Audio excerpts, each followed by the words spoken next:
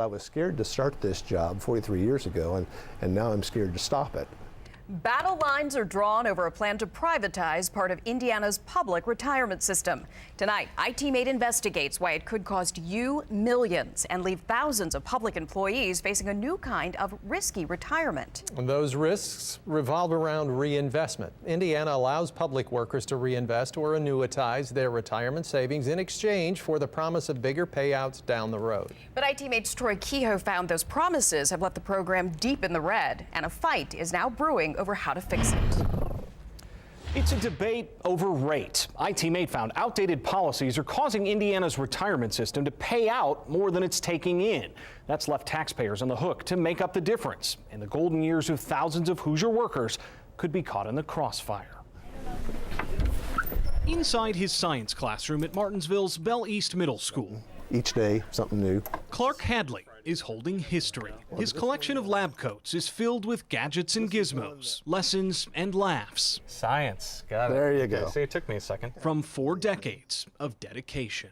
Our mission work, trying to make a difference in the world. It's a mission Mr. Hadley planned to continue, at least for another few years, before settling down for a quiet retirement. So show me what you didn't understand. Until he did the math and discovered something strange. I would get less money per month from my retirement than if I retired this year. Well, that just didn't make sense to me. The problem is profits. Indiana guarantees its public employees a 7.5% annuity rate.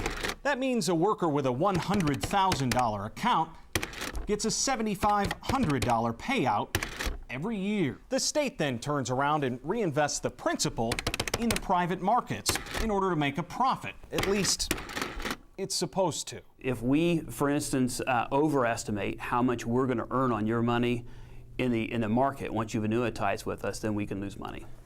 In a letter obtained by IT-Mate, the Retirement Systems Board told lawmakers that's exactly what's happened. The fund is now $143 million in debt and getting worse. You inherently are spending more than you're taking in. That's not sustainable. IU finance professor Rob Neal says the problem was inevitable because that 7.5% guaranteed payment rate hasn't changed in more than a decade. And market rates right now are probably closer to 4.5%. If they're offering an above market rate of return, someone's got to pay for it. Right now, you and I, taxpayers, are being stuck with the bill. INPERS wants to reverse that.